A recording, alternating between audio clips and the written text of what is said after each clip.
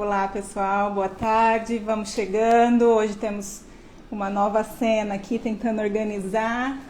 Vamos ver, acho que eu vou baixar um pouquinho. Tá bom, acho que tá bom. Tudo bem com vocês? Vamos convidar outras pessoas que tenham interesse nesse café. Hoje a nossa conversa é para professores da educação infantil. E a ideia é responder às dúvidas que foram trazidas pela Cris Guimarães, que é nossa seguidora, que está sempre acompanhando aí as nossas enquetes, né, Cris? Então sejam bem-vindos, vão chegando. Oi, Jefferson, oi, Regina, Laurinha, Suelene, boa tarde, tudo bem com vocês? Como vocês estão? Tá dando certo? O som tá bom? A imagem, ó, vamos mandar um aviãozinho, convidar mais pessoas para essa nossa conversa. Enquanto isso aqui a gente também tá na expectativa desse diálogo que eu preparei, trazendo dicas, respostas para as perguntas. Afinal, como lidar com a indisciplina na educação infantil, né? Uma questão que tem trazido vários educadores a me pedir ajuda, né? Afinal, as crianças pequenas, desde muito pequeno, têm requerido aí diferentes intervenções. Como que a gente lida com isso? Como que a gente prepara uma intervenção pautada no ensino de habilidades socioemocionais? Como que a gente trabalha desde logo, né, bem na primeira infância, essa importância e também essa preocupação com o fazer docente, né? O que o professor faz que pode contribuir para que essas crianças, já desde muito pequenas, possam aí desenvolver habilidades sociais, socioemocionais, possam também ter uma preparação melhor para o ingresso no ensino fundamental. Então venham para a nossa conversa, a Cris está chegando. Seja bem-vinda, Cris. Hoje nós vamos responder duas perguntas feitas pela Cris. A primeira delas, que vai iniciar aí a nossa conversa, é quais são as habilidades socioemocionais do professor e dos... primeiro a gente vai falar um pouquinho dos alunos, né? Quais são as habilidades socioemocionais dos alunos para a gente lidar com a questão da indisciplina e o que é que quais são essas habilidades que nós podemos ensinar na educação infantil, né? Eu também recebi da Diane, uma querida aluna do curso de Educação Socioemocional, um pedido especial. Afinal, ela disse: Andréia, para mim é muito difícil, sou educadora da educação infantil e tenho achado bastante difícil entender quais são as habilidades necessárias de serem ensinadas e como ensinar essas habilidades na educação infantil. Então, a nossa conversa hoje vai dirigir e dar respostas para esses questionamentos, né? Vamos pensar juntas, vamos pensar juntos, vamos encontrar caminhos para a gente falar sobre isso. Ó, vou pedir para vocês, vamos ampliando. Oi, Jaqueline, seja bem-vinda. Vamos ampliando o convite, manda esse aviãozinho para mais pessoas virem para a nossa conversa, que o café da tarde hoje é nosso. Já estou aqui na expectativa desse encontro. Antes da gente ir para o tema, eu queria saber como vocês estão. Que bom receber esse tanto de coração, né? Que alegria ter a presença das meninas da Inclua, Ivana, Marina, Carol, parceiras. Já estão compartilhando, né? Semana que vem, pessoal, quarta e quinta-feira, eu e a professora, coordenadora, a Marina Stuck, estaremos fazendo um curso muito especial, um mini curso que está muito bacana. Então também vou aproveitar a oportunidade para divulgar para vocês o nosso mini curso, que será dia 29 e 30. Façam lá a inscrição, o link está tanto no feed do Ser Educativo, como também no feed e no site do Inclua Educacional. Então vamos juntos aí ampliar a nossa formação, pensar juntos em estratégias. E o mini curso são habilidades socioemocionais no contexto da inclusão, né? E a gente vai falar um pouco de BNCC e de práticas inclusivas, e acho que nós estamos num momento muito importante de resgatar essa conversa. Oi, Luísa, boa tarde. Sou orientanda do Lucas, que bom! E está estudando HS de crianças com TEA, então é imperdível, Julinha. Tem que fazer o curso com a gente, viu? É necessário aprender um pouquinho e eu vou trazer esse histórico. O Lucas Cordeiro, que é parceiro, que está comigo no GT, no grupo de trabalho de pesquisadores em habilidades sociais, em que a gente produz muito conhecimento científico e a gente tem aí essa intenção de disseminar estes conhecimentos, né? Eu tenho uma experiência também na educação inclusiva, tenho várias publicações, tanto falando de repertório de alunos, como também de professores, e a ideia é que a gente possa disseminar e criar essa rede de apoio para os professores, para os pais e para os estudantes, né? Então vamos lá, vamos ampliar essa rede, vamos compartilhar com mais pessoas, convidem outras pessoas. Olha lá, temos a Ana, né, que é professora de AEE, é isso? Eu estou um pouquinho distante, mas eu acho que é isso, né? Professora do atendimento educacional especializado. Então, é isso mesmo, vamos juntas aí superar a Fernanda chegando, vamos superar esses todos os desafios que nós temos recebido na escola, né? Vamos começar a nossa conversa de hoje falando um pouquinho dessa preocupação que é muito pertinente, muito válida. Obrigada, Cris, por ter mandado, né, que é a discussão sobre qual é a relação entre indisciplina e habilidades sociais socioemocionais. Então eu quero a ajuda de vocês para que a gente pense juntos. O que vocês já sabem, né? Existe uma relação? O que é indisciplina para vocês? Então comentem comigo, vão colocando aí na caixinha. Contem para mim o que vocês entendem por indisciplina. O que as crianças fazem? Vocês conseguem descrever em comportamentos? Quais são os comportamentos das crianças que vocês chamam de indisciplina? Deixa eu ver, comentem aí, coloquem na caixinha para que a gente possa pensar. A gente sabe que existe sim uma relação, né, entre problemas de comportamento, né?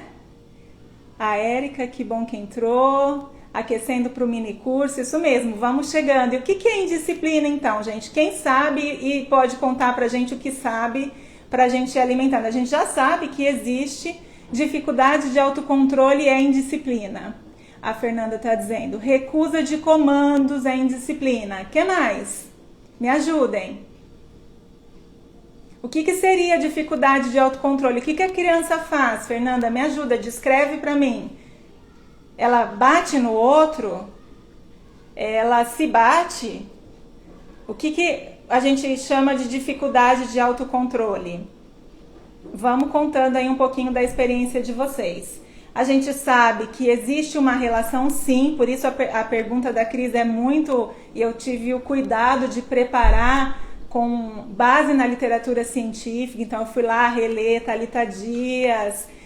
Alessandra Bolsoni Silva, Zilda Delprete, várias publicações que a gente já tem, né? A Web Stratton, que é autora do programa Anos Incríveis, que é um programa mundialmente conhecido, né? A Vera Coimbra, que tem a disseminação junto à OCDE de materiais para ensino. Então é conversar com os colegas quando não é adequado, é agredir o outro. Que mais? Não consegue controlar seus comportamentos, né? Então a Fernanda está descrevendo aí para nós, né?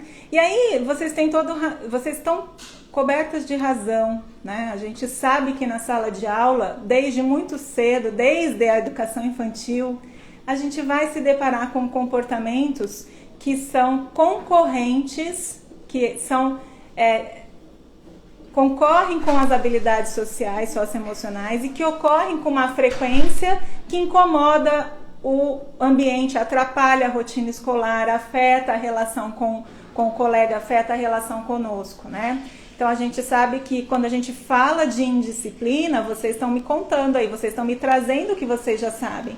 Nós estamos falando de um conjunto de problemas de comportamento. Se a gente buscar na literatura, a gente vai ver então que existem inúmeros estudos mostrando que existe uma relação inversa, né? Quanto mais problemas de comportamento, mais dificuldades em habilidades socioemocionais.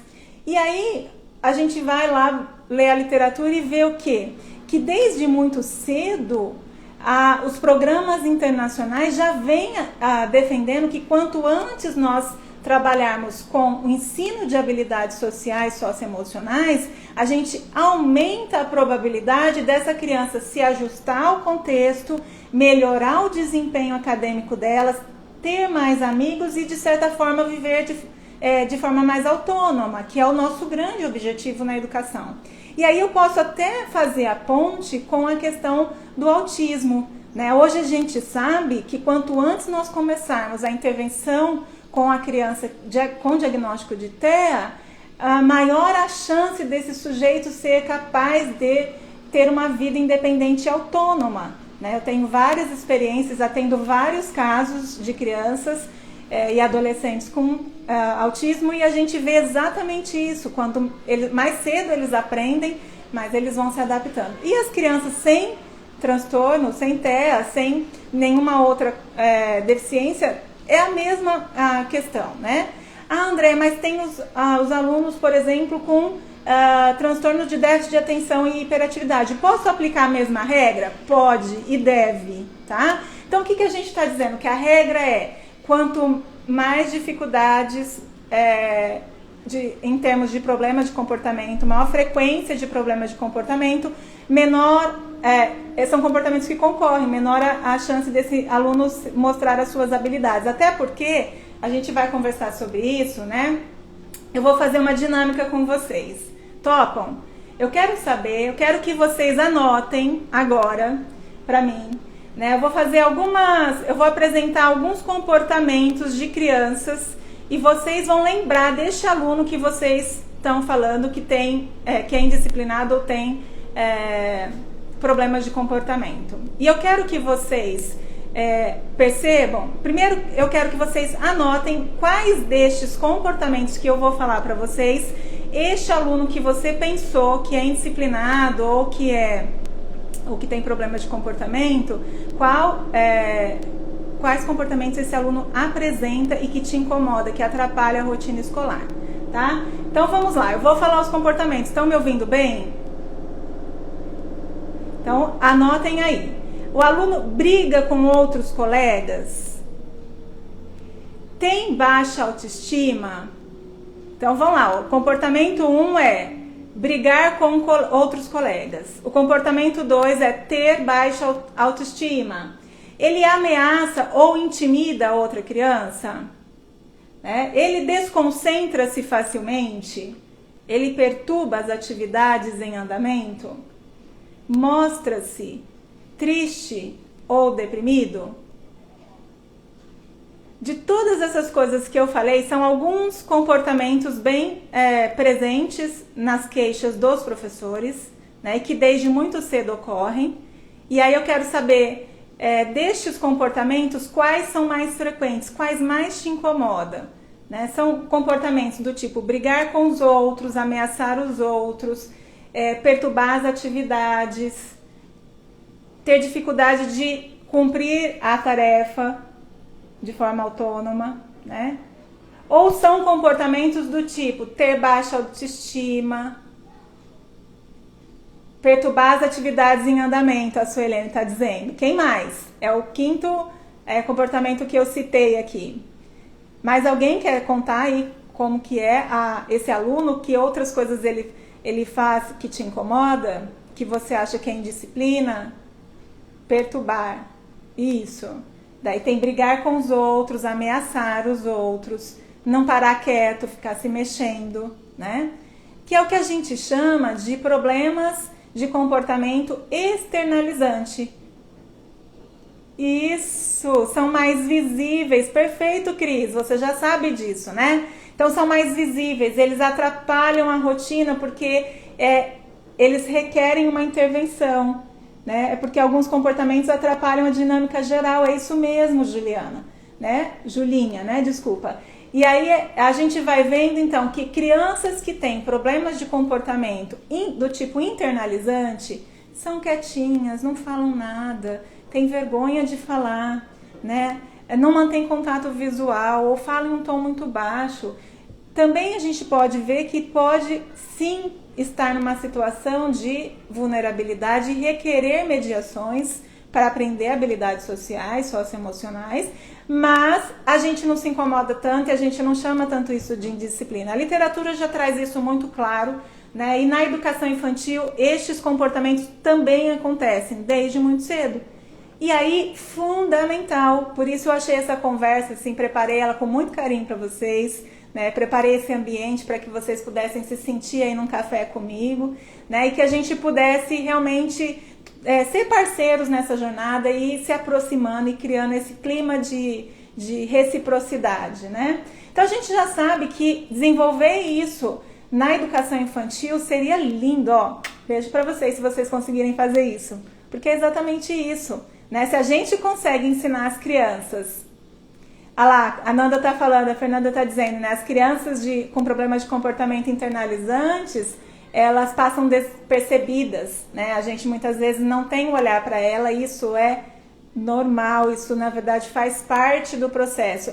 São vocês que estão aqui, que querem fazer a diferença, que sabem que vocês precisam aprimorar o trabalho de vocês, também olhando para elas, que vão daqui para frente ficar mais atentos a essa questão. Olhar também para as crianças que não conseguem falar, que são muito quietas, muito envergonhadas, muito tímidas, muito ansiosas, que são todas coisas que estão dentro delas e que muitas vezes na rotina, na correria, a gente não consegue dar conta. Elas ficam com a dificuldade sozinhas, elas sofrem sozinhas, né? E aí eu estava dizendo para vocês que a literatura, então, ela já está recheada de informações e de comprovações de que quando a gente ensina isso muito cedo, tanto que a autora Webb Stratton, que é a autora do programa Anos Incríveis, ela já tem mais de 15 anos que esse programa ocorre no mundo todo. Na Europa ele foi recontextualizado, né? E a Vera Coimbra levou isso para várias escolas de jardim de infância, como eles chamam lá. E ela trabalha exatamente isso, é prevenção a problemas de comportamento que vão depois se potencializar no ensino fundamental e prejudicar o desempenho acadêmico desse aluno, prejudicar o sucesso e o engajamento, a qualidade de vida e tudo mais. Então a gente tem sim bons programas internacionais. Na Europa, a Vera Coimbra validou e ela colocou um nome tão bacana, eu gosto muito da obra dela, chama Tecer para não ter que remendar. É exatamente isso. Se a gente conseguir tecer um currículo desde a educação infantil que vá em espiral, construindo o ensino dessas habilidades sociais, socioemocionais ao longo da escolarização, nós iremos prevenir um monte de problemas que hoje a gente não consegue tratar quando eles já estão muito instalados, né? Então, vamos juntos fazer a diferença, vamos começar o trabalho, sim, na educação infantil. E aí a Cris falou assim para mim, Andréia, eu já tentei algumas coisas, eu quero ajuda para aprimorar o meu trabalho. A Cris já é uma educadora, que eu digo mais que educativa, né, que está preocupada com essa relação socioemocional. E aí, Cris, você me perguntou assim, mas quais são as habilidades socioemocionais importantes na educação infantil? Eu tenho dificuldade, a Diane também me trouxe essa questão, né? Quais são essas habilidades tão importantes na educação infantil? E aí eu vou agora apresentar essas habilidades para vocês. Eu diria para vocês que são pelo menos 4 grandes habilidades, 4 grandes competências que vão ser trabalhadas em termos de habilidades. A primeira delas, eu poderia dizer para vocês que é comunicação. Desde muito cedo as crianças aprendem a se relacionar, a se comunicar, fazem perguntas. Só um minutinho, gente, eu vou pedir ajuda aqui. Desliga para mim a máquina que está fazendo barulho, que está me atrapalhando. A gente está todo mundo em casa, né? E aí os barulhos externos, eu não sei se está pegando para vocês o som externo, mas tem uma máquina funcionando aqui que está me incomodando. Desculpem aí a interrupção. Voltando, né? Então o que acontece? Desde muito cedo essas crianças aprendem a se comunicar. Elas tanto aprendem que ao falar, né, elas vão conseguir resolver conflitos, ou ao brigar elas vão resolver conflitos, né? Então a gente... o som tá ótimo, que bom. Mas estava aqui me incomodando, eu achei melhor pedir. Que bom que o som tá ótimo, né? O áudio tá bom. Então vamos lá, as crianças desde pequenas elas vão aprendendo, né? E elas vão aprendendo como? Elas vão aprendendo na relação com a família, quando a família permite que as crianças falem, peça ajuda, né? Que elas assumam uma certa independência, né? Na relação com os irmãos, com os primos, com os amigos, né? Então essa questão que a gente chama das habilidades sociais, que é olhar, né, para o que a criança fala, para o tom de voz dela, para as expressões não verbais que ela faz, né? Que é uma área que a psicologia das habilidades sociais já evoluiu bastante, tem muito a nos ajudar. Até aproveito para sugerir, dar de dica para vocês, o livro da Zilda Delprete, do Almir Delprete, que chama Psicologia das Habilidades Sociais na Infância. Então a Zilda fez lá um compilado, né? Ela traz um pouco da teoria e ela apresenta práticas, ela apresenta atividades para a gente trabalhar essas habilidades, né? Então as crianças aprendem a falar, elas aprendem a como falar, né? O que acontece então, André? Acontece que nesse mundo de ofertas de como se comportar, né, a criança vai fazendo de um jeito que ela consiga aquilo que ela quer, né? Assim que a gente aprende no mundo, a gente vai adaptando o nosso comportamento para conseguir e alcançar os objetivos que a gente tem, né? A criança desde muito pequena aprende também assim. Quando a criança faz agredindo o outro, é porque ela já fez em outros contextos. Ah, que legal, Suelene. Zilda é uma querida, foi minha orientadora do mestrado e doutorado, né? Uma parceirona aí. Em breve a gente vai estar juntas aqui nesse café. Surpresa, vou trazer para vocês Zilda Delprete em agosto, para a gente compartilhar um pouquinho dos nossos saberes, até produzidos juntas, né? E é isso mesmo, então a criança vai aprendendo. Quando ela age agressivamente, né, ela aprendeu isso no contexto, em algum dos contextos que ela vive, né? Só que o que acontece é que quando ela chega lá na escola, né, então as habilidades de comunicação que ela traz são as habilidades que ela aprendeu na vida. E às vezes a gente quer que ela faça de forma diferente, mas a gente também não ensina essa outra forma de fazer. Então, quais são, André, as grandes competências necessárias de serem aprendidas e que interferem tanto no desempenho acadêmico quanto no sucesso e ingresso para o ensino fundamental, né? A gente vai falar em comunicação, a gente vai falar, a literatura vai falar em interação social e independência social, né? A professora Alessandra Bolsoni Silva ainda acrescenta que falar sobre expressão de sentimentos, nomear emoções, reconhecer emoções, nomear emoções é importante.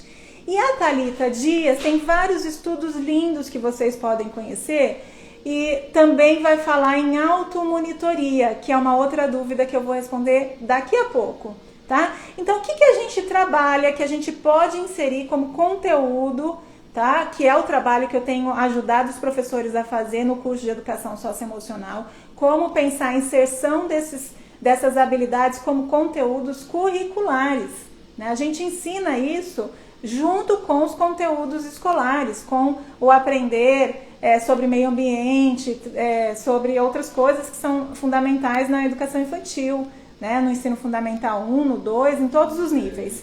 Então, a gente vai trabalhar comunicação, a gente vai falar em interação social, que envolve independência social, né? Envolve expressão de sentimentos e automonitoria. Oi, Sandra, seja bem-vinda. Sandra é parceira, também professora e aluna do curso de Educação Socioemocional. Estou muito feliz com a presença de vocês aqui. Júlia, que foi minha aluna, que gostoso ter vocês. Então a gente já sabe que a literatura traz essas competências como necessárias de serem ensinadas na educação infantil, né? E a gente tem então um desafio que é como ensinar, né? Que é o grande trabalho que eu tenho falado que para mim tem dado muito sentido de vida, que é falar assim: professor, se você não sabe, não é culpa sua, você não aprendeu, faz parte do processo. E por isso eu estou aqui, né? Eu estou aqui para que vocês tenham um apoio de alguém que sabe como fazer e que ajudar vocês a fazer esse trabalho da melhor forma possível. Isso vai ajudar os alunos, mas primeiramente vai ajudar vocês a ter um clima, uma sala de aula, né? Registrando que a comunicação, interação e independência são expressões de sentimento. Ah, tá. Legal, obrigada, Carol, obrigada, Ivana, obrigada, Marina. Eu achei que você ia comentar sobre a questão do TEA, né? Que a gente também trabalha essas mesmas competências. Então, quer dizer, quando eu estou aqui falando para qualquer aluno com dificuldades em termos de problemas de comportamento, em disciplina, né, eu também estou levando em consideração as dificuldades de interação social dos alunos com TEA, né? A educação mudando rapidamente não faz parte da educação formal nem pessoal de quase ninguém. É verdade, Julinha. Sabe, nessa semana na mentoria com os meus grupos de educação socioemocional, eu fiquei muito feliz porque eles trouxeram exatamente isso.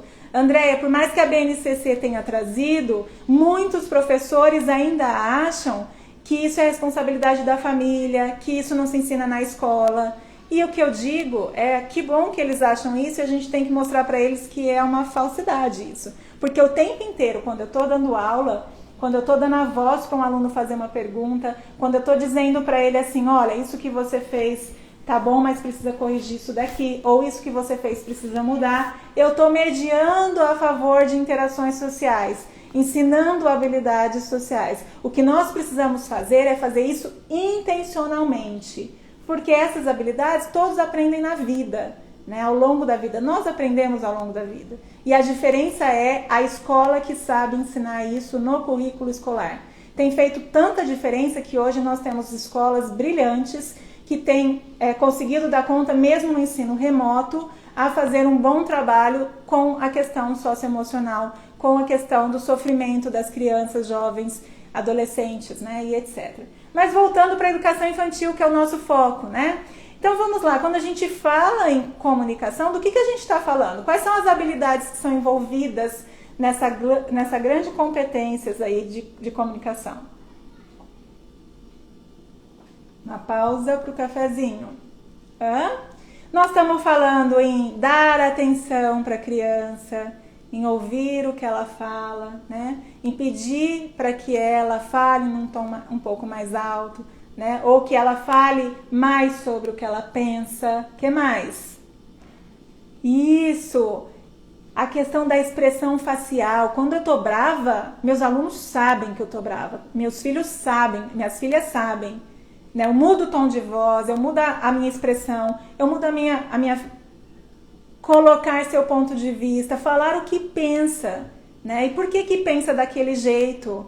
Essas crianças com o olhar perdido, Érica, precisam de acolhimento. Elas precisam ter voz, né? Elas precisam esperar a vez para falar. Sim, a gente sabe que isso ajuda na autorregulação. Aprender comandos para esperar a vez para falar. Que comandos vocês usam? O mais comum é pedir para levantar a mão, né? Então a criança levanta a mão e ela é a próxima que vai falar. Esse é o mais comum. Alguém mais usa algum outro? Né? Então, comandos gestuais, ou tem gente que trabalha, eu já trabalhei com escolas que a gente implementou cards, né? Que as crianças levantavam, é minha vez, quero falar, posso falar, por favor, né? Então, assim, o importante é a gente criar recursos para ensinar essas habilidades intencionalmente. E quando a criança ainda não conseguir, a gente fazer de diferentes formas, vivências, ensaios, né? Dramatização, contação de história, enfim, recursos a gente pode criar vários. Agora online, então, nós estamos cheios de ideias, fazendo muita coisa boa. E aí isso que me dá a vida de contar para vocês que é possível, né? E aí, assim, esse trabalho de ensinar a criança como se comunicar, né? É muito comum na educação infantil, jogos, nos jogos ter regras para que eles consigam esperar plaquinhas de sinalização. Perfeito, é isso, né? Na educação infantil a gente sabe que as crianças, até muito pequenas, elas tendem a disputar o brinquedo, por exemplo. Um vai lá, pega o brinquedo do outro, aí o outro começa a chorar, o outro morde. Essa é uma importante oportunidade de ensinar habilidades socioemocionais, né? Você precisa estar calmo e falar, olha, vamos lá, não é assim, vamos fazer de uma outra forma? Vem cá que eu vou te ensinar. O que você está querendo? Eu quero o brinquedo. Então fala para o seu amigo, você me empresta o brinquedo? A mediação socioemocional, ela requer tempo e ela requer principalmente disponibilidade. tá? De vocês quererem que isso seja meta na aprendizagem de vocês, que a escola de vocês apoie esse trabalho, que os pais entendam que isso é fundamental e até mais, eu diria para vocês, que vocês podem ensinar os pais como fazer. Eu tenho até o grupo Escola de Pais, né? E que a gente trabalha exatamente isso. Escola de Pais é porque os pais também não sabem, né? E não aprenderam, então a gente vai sim dar dicas de como a gente pode fazer. A gente pode também trabalhar a expressão de sentimentos, como a Alessandra Silva muito diz, né? Reconhecer sentimentos do outro. Então, ao invés de eu dizer como ele está se sentindo, eu vou pedir para as crianças observarem aquela criança que está de uma forma diferente e vou dizer, o que vocês acham que ele está sentindo? Né? Aí um vai falar, tá com medo, outro vai falar, tá triste, porque a expressão que as crianças fazem, né, muitas vezes a forma como eles entendem é bem diferente. Já fizeram essa dinâmica? Muitas vezes prefiro parar o conteúdo, o assunto, para intervir e mediar. Necessário, Suelene, é isso, é fundamental. O conteúdo hoje, gente, as crianças vão dar conta ao longo da vida, isso está disponível na internet. O mais importante hoje na escola é que as crianças saibam conviver, que elas aprendam a ser sujeitos da sua própria história, autores da sua própria história, que elas consigam administrar os seus medos, as suas ansiedades. Mas nós, professores, não aprendemos a fazer isso. A gente tem uma cobrança muito grande para cumprir o protocolo, cumprir o conteúdo, não é? Abro a roda e faço um bate-papo muito legal. Quando eu dou aula, paro tudo e vou dar atenção para isso. É isso, né? E o mais importante, Julinha, é que você sistematize isso e que você comece a mostrar para os próprios alunos, para os familiares, para os outros colegas da escola e para a própria escola que isso é aprendizagem, tá? Que é aprendizagem que leva em consideração uma função fundamental da escola, que é a função social. A gente ensina o tempo inteiro. A Clébia, oi querida, a Clébia também que é minha ex-aluna e atual aluna do curso de Educação Socioemocional, né? Então, escolher o sentimento, ensinar a perceber os seus próprios sentimentos, nossa, isso é muito importante. Uma coisa é eu conseguir identificar como que o outro está se sentindo. E como, esse é um passo, reconhecer, nomear, porque algumas crianças não discriminam, gente. Feliz ou triste para ela é a mesma informação. E aí não adianta você falar assim, pede desculpa pro amiguinho, da próxima vez você não vai fazer mais isso, né? Da próxima vez quando? O que aconteceu? A criança nem entendeu, nem elaborou, nem interpretou. A gente precisa parar de dar resposta e fazer perguntas para as crianças. Você percebeu o que aconteceu? Você percebeu que você tirou o brinquedo do amigo que estava brincando? Ou você pode dizer, fala para ele o que ele fez. Ele pegou meu brinquedo sem pedir, tia. Sim. Você viu como ele ficou? Como ele ficou? Fala para mim. Tia, não sei. Eles falam assim, não sei. Então me dá uma ideia. Alguém pode ajudar? Vamos lá. E aí a gente começa. E essas mediações, elas vão... A partir do momento que a gente começa, as crianças vão aprendendo.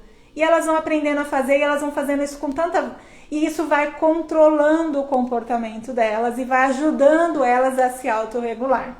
Tá? Então, são estratégias que vão para além do controle externo, para além do controle que só o professor faz. Isso é o mais gostoso do ensino de habilidades socioemocionais, né? Estava com uma turminha tão difícil ano passado que falei para a coordenadora se no final...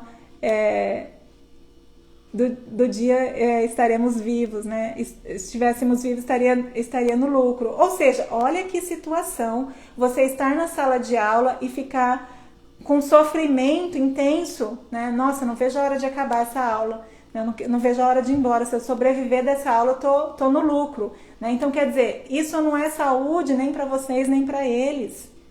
E aí não adianta, não tem conteúdo nenhum que faça sentido, gente, se vocês não fizerem de uma outra forma, se vocês não priorizarem. Gente, que honra, tem o meu amigo querido, psicólogo e educador, José Urbano, hoje aqui com a gente. Oi, Zé, que bom ter você aqui.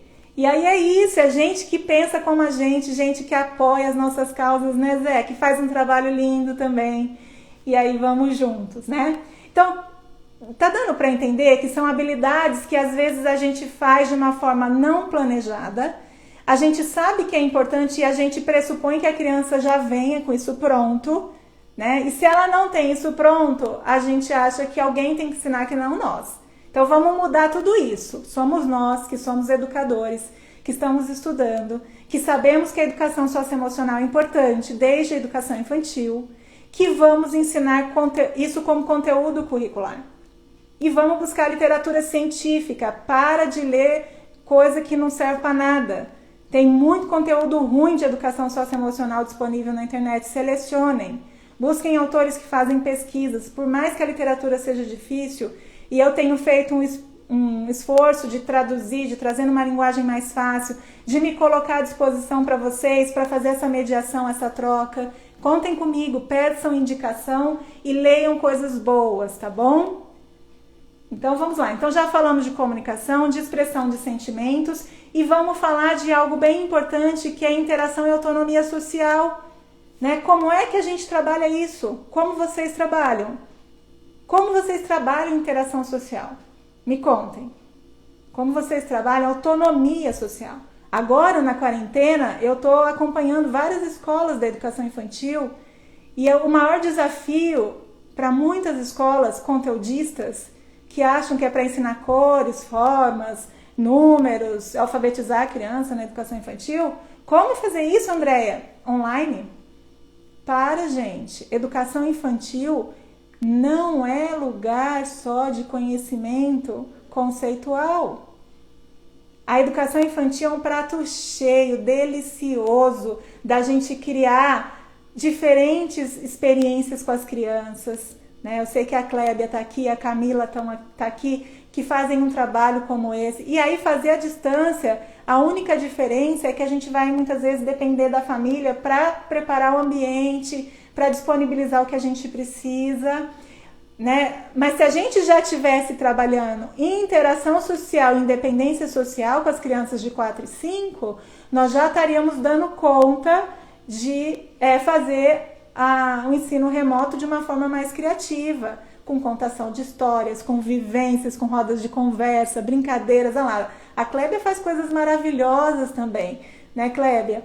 E aí, assim, dá para jogar com as crianças, dá para sugerir jogos, dá a partir dos jogos, né? Jogos que eles fazem online, gente, nós temos que aprender. Essa semana, por exemplo, a gente exercitou no curso de educação socioemocional utilizar o Kahoot, né? Que as crianças estão gostando, é um jogo, é um game, a gente propõe, a gente pode fazer ou a gente pode pedir para as próprias crianças fazerem.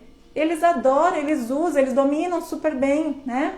E aí, vamos voltar para a interação social, né? Porque a interação social, a gente começou essa conversa porque, deixa eu ver o meu tempo aqui, que eu vou falando, eu vou me empolgando, já estamos a 40 minutos. E o Instagram encerra a gente em 1 hora, né? Então vou me cortar aqui pra gente responder as perguntas, né? As habilidades sociais, socioemocionais de mediação de conflitos e empatia, né? Que são outras que envolvem aí a questão da interação social e da independência. Ah, que delícia, amigo. Ó, muita saudade. Vem tomar um café comigo, viu? Quando possível, mesmo que online. Saudades dos nossos cafés. Vou chamar o José Urbano, que tem aí uma vasta contribuição, bom papo e muita coisa boa para a gente papear aqui de sexta-feira também. Então é isso, gente. A gente vai... E aí é uma lacuna também importante esta, né? Que eu tenho identificado agora estando fazendo mentorias para os professores da educação infantil, né? Para as escolas que estão mais aprisionadas no conteúdo, né, da apostila e que não estão explorando essas outras experiências, fica mais limitado e a criança é mais dependente. Ela é dependente do adulto totalmente em vários sentidos. A escola que já foi construindo esse espiral, né, como diz a Vera, tecendo para não ter que remendar, né? A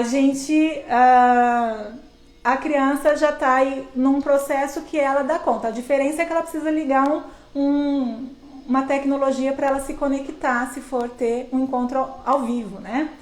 E aí a questão da mediação de conflito, que aí eu vou falar um pouquinho sobre isso, mas apesar dela não ser uma pauta totalmente focada, né? Socialização e troca de ideias da sua aprendizagem de forma oral em registros e produções, né? Que são coisas que a Clébia também faz.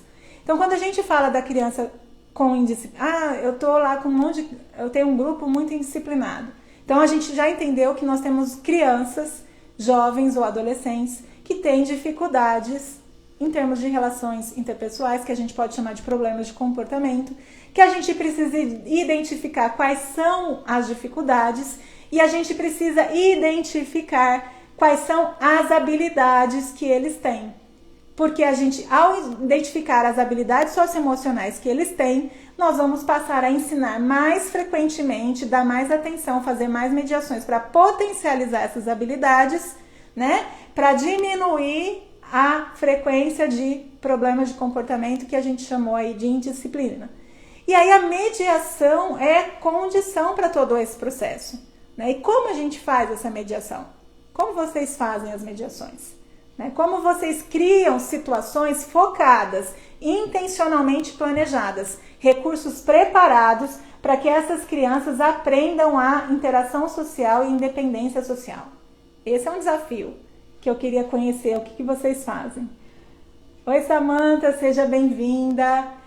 Porque o que eu tenho para contar para vocês é que a gente está num processo de mudança e que não volta atrás. Ou a gente olha para frente com luz, né, com esperança, com vontade de fazer a diferença e transforma esse contexto, mesmo que ele é micro, que é a sua sala de aula, que são seus alunos, né, isso vai melhorar a sua relação com eles, vai melhorar a sua disponibilidade para estar nessa sala, né, e também o seu estresse, sair de uma sala depois e falar, nossa, será que eu vou sobreviver nesse encontro? Tô tensa, né, tá difícil, é conflito o tempo inteiro. O que eu vou fazer, Andréia? Eu vou ensinar habilidades socioemocionais. Eu vou ensinar essas crianças a se comunicar, expressar sentimentos, estratégias de resolução de conflitos, né? E eu vou fazer isso como, Andréia? Eu vou começar falando de automonitoria, que é uma outra pergunta que a Cris falou para mim. Me ajuda a entender a diferença entre autoconhecimento e automonitoria. Autoconhecimento é a capacidade que a gente vai desenvolvendo ao longo da vida. Alguns vão, outros mais, outros menos, né? Para observar o nosso próprio comportamento, as nossas emoções, nossas crenças, nossos sentimentos, as situações que nos levam aquelas emoções, sentimentos, a forma como a gente reage nessas situações, como as pessoas reagem, isso tudo é autoconhecimento. Né? Quando eu começo a identificar, reconhecer, tentar montar o meu mapa lá, eu falo até em mapa mental de autoconhecimento. A gente tem trabalhado isso, tem dado muito certo. Né? Então é isso, a gente vai desenvolvendo estratégias para perceber como a gente é. E aí eu fiz uma brincadeira essa semana com vocês, não sei se vocês viram, né? Como vocês me descreveriam, que foi uma brincadeira que rolou nas redes sociais e que fala um pouco de autoconhecimento, porque quando as pessoas nos descrevem, né? Então me contem aí, como vocês me descreveriam? Quem é Andréia? Andréia? Que Andréia? Né? Então, quando as pessoas nos falam sobre a gente descobre um pouco de qual é a nossa marca no mundo. Né? É autoconhecimento saber o que a gente deixa de impressão para as outras pessoas, como elas nos reconhecem. Né? Isso é autoconhecimento. Automonitoria é também uma habilidade aprendida, tá? Por isso tem que ser ensinada. E é um desafio enorme, porque envolve pais, professores, orientadores educacionais, diretores, qualquer educador, né? E aí a gente diz assim, ela envolve o que está dentro do sujeito e que muitas vezes a gente não está olhando, assim como a gente não está olhando para o sujeito que tem problemas de comportamento internalizante, a gente não está olhando para a automonitoria. O que é isso, Andréia? São algumas habilidades que a Thalita Dias descreveu junto com a Zilda Delprete e aí a gente vai trazer aqui para vocês. Uma delas é reconhecer sinais sociais. Como que é isso, Andréia? Quando eu tô aqui falando pra vocês, eu tô falando com empolgação, eu faço careta, né? Eu nem sei como vocês estão me vendo, né? Mas vocês estão captando aí coisas da minha fala. E eu tô expressando algumas coisas, né? Eu tô expressando emoções, eu tô me comunicando com uma certa... Vocês podem falar um pouco sobre como são os meus sinais sociais, como é a minha expressão, como é meu tom de voz, né? Como que é a minha comunicação com as mãos, eu não sei se eu ponho a mão embaixo, a mão em cima, ou se eu apoio aqui, cada hora eu faço de um jeito, né? Eu tô feliz, eu tô meio triste, abatida, como que eu tô? Isso são sinais sociais, né? Identificar isso é um exercício de automonitoria. Identificar como eu estou me comportando e que consequências isso está tendo na nossa relação também é uma habilidade a ser desenvolvida. Observar, nomear e descrever tanto os meus comportamentos nessa interação como os comportamentos de vocês. Eu recebi vários coraçãozinhos, então quem tá gostando manda coraçãozinho, né? Eu recebi vários acenos, né? Pessoas dizendo que, mandando carinhas com coração, né? Com olhinho de coração. O Zé Urbano falando que delícia desse encontro. Enfim, eu tô tendo... Essa é a descrição do comportamento de vocês que eu consigo observar. Quando vocês mandam um coraçãozinho, quando vocês colocam alguma coisa no chat, é o comportamento de vocês, né? E aí, algo bem importante, que é quando a gente se depara numa situação difícil, da qual eu acho que eu não tenho habilidades e competências para resolver essas coisas, né? E muitas vezes eu me aprisiono nisso que eu não tenho. Por isso é importante... E na automonitoria a gente trabalha essas habilidades, que é descrever comportamentos que eu já tive em outras relações. Por exemplo, hoje aqui, mediada pela tecnologia, eu estou num exercício de melhorar a minha relação com vocês. Nos 2 primeiros cafés eu estava bem pertinho, depois eu já pensei numa mesa, eu já não gostei muito da minha cara topada da câmera, então eu falei, não, eu quero que eles se sintam próximos, acolhidos, que eles queiram mais desse encontro, né? E assim vai.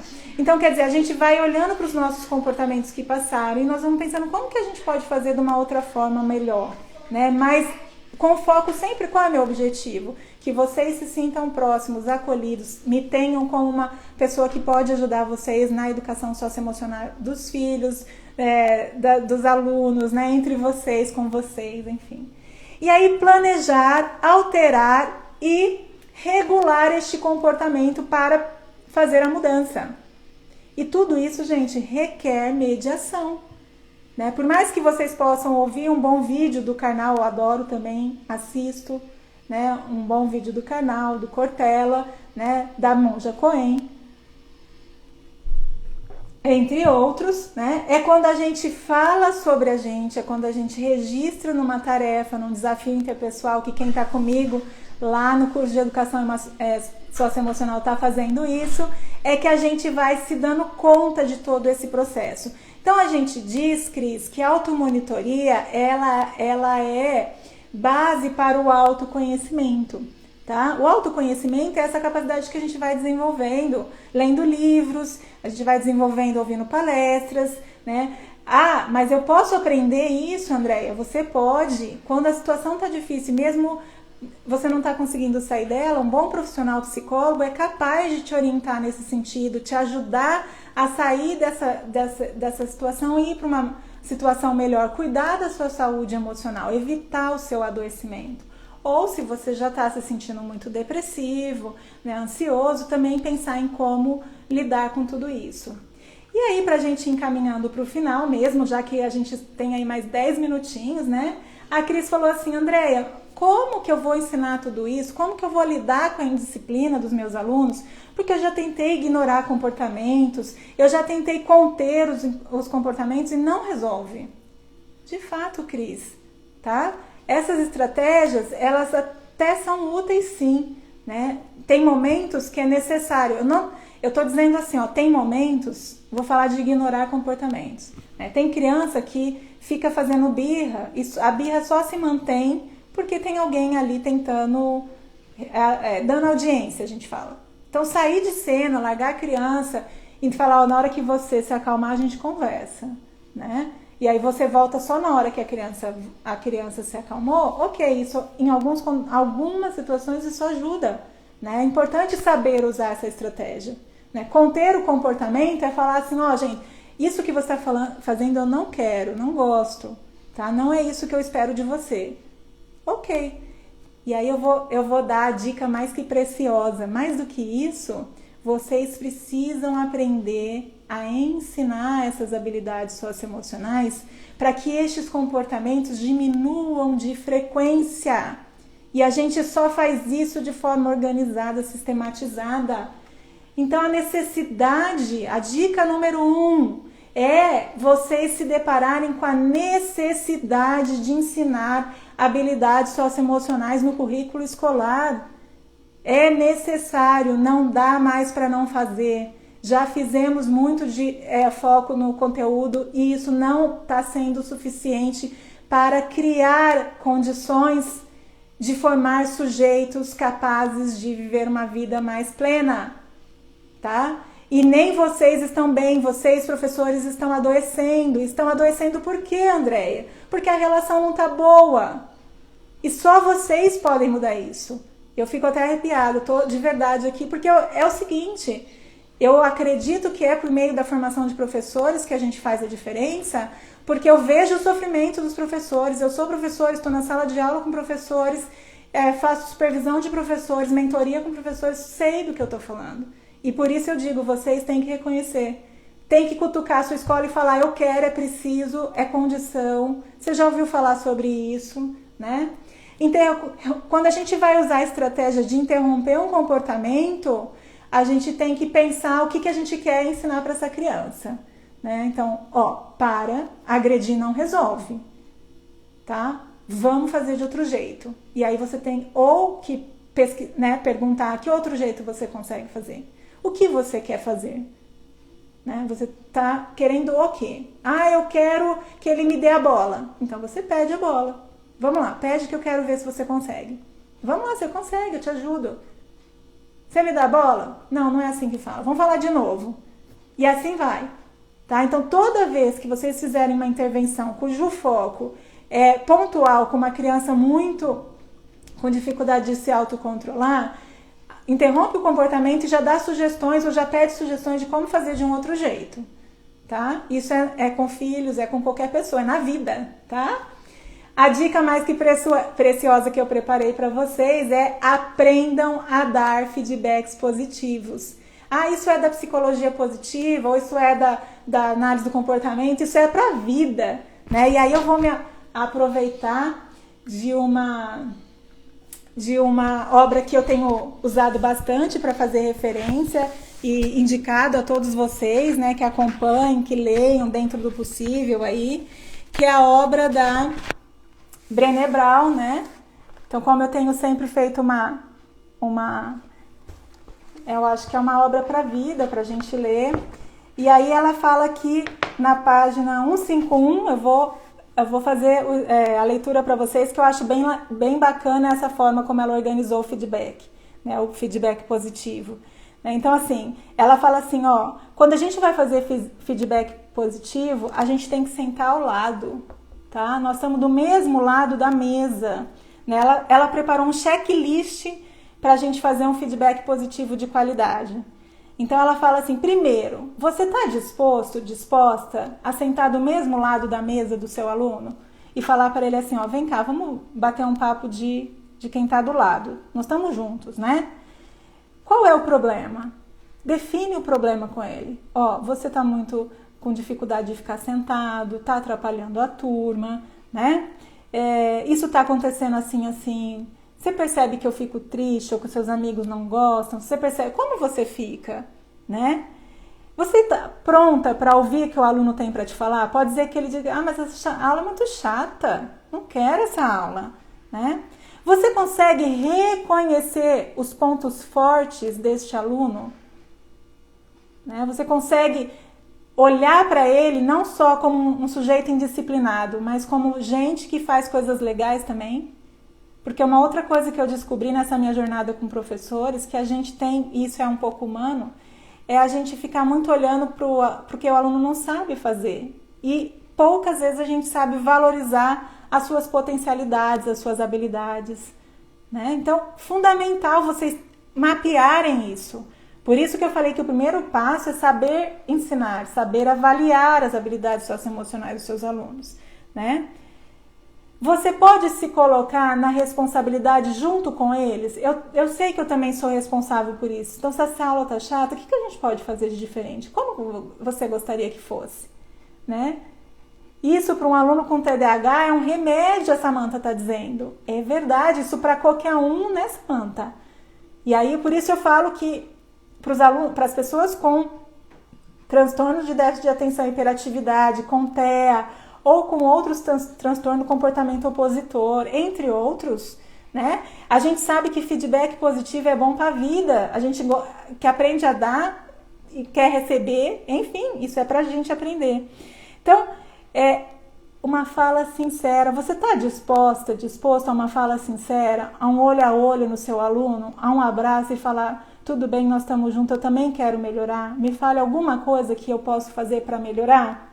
Né? Então ela fala, a sinceridade, o agradecer de forma sincera, né? O explicar que essas soluções que ele pensou, a gente vai tentar pôr elas na vida, lá dentro da sala de aula.